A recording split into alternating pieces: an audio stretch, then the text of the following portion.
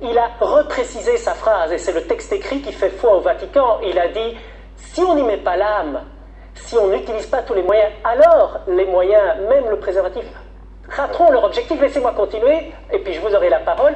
Si on n'y met pas l'âme, si on n'essaye pas aussi de réduire les moyens d'avoir des comportements sexuels à risque. Et je pose simplement une question à M. Ducarme, et puis je lui passe la parole. Si cette phrase est tellement scandaleuse pour l'Afrique, pourquoi est-ce que ce ne sont pas les parlements africains qui ont réagi? L'Afrique est un continent adulte. Les Africains ont contextualisé cela. Ils ont bien compris. Apparemment, nos parlementaires ne l'ont pas fait. On en prend acte, mais chacun son avis en démocratie. Vous n'avez rien compris. Qu'est-ce que vous pouvez dire Je crois qu'alors Laurette Onkelings, Charles Michel, Karel de Gucht, d'autres en Europe n'ont rien compris. Ils ont en tout cas compris que le pape indiquait que la distribution des préservatifs aggravait le problème du sida. Donc vous me dites qu'il aurait voulu dire autre chose.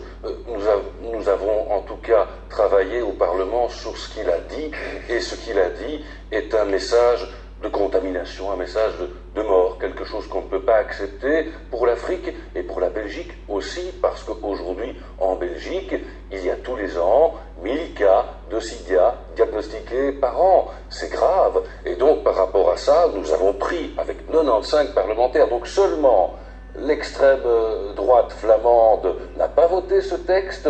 J'ai vu sur le site du Vatican que vous aviez indiqué que le Parlement belge avait réagi avec émotion. Pas du tout. Nous avons travaillé de longues heures, en réunion de majorité, en commission, en séance plénière, pour réaliser le consensus par rapport à ce texte.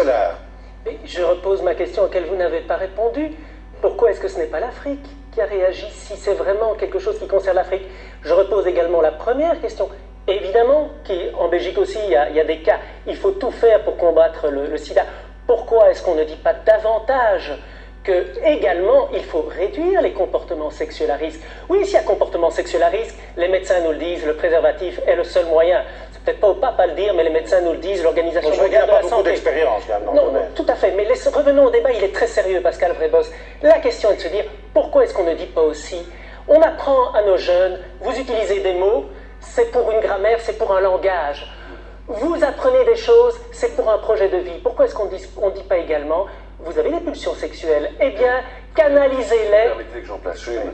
Je voudrais vous dire que Benoît XVI, c'est sans doute, à notre sens, tourné trop vers Dieu et vers les Saintes Écritures et pas assez vers les rapports des Nations Unies, vers les rapports de l'Organisation mondiale de la santé, qui recommandent l'usage et la distribution du préservatif. Alors les Saintes Écritures, c'est très bien, mais je crois que Benoît XVI doit vivre un peu avec son temps.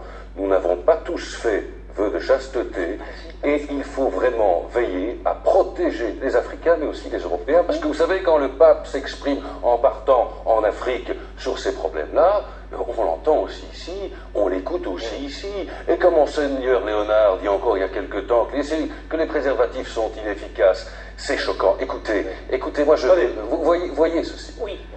C'est vraiment ce que le pape doit vraiment soutenir clairement, qu'il le dise ce que vous avez dit, qu'il fallait utiliser le préservatif. C'est pas facile de taper sur le pape. Est-ce que ce serait pas parfois plus courageux de faire des motions contre d'autres chefs religieux qui disent des choses quand même parfois plus dangereuses?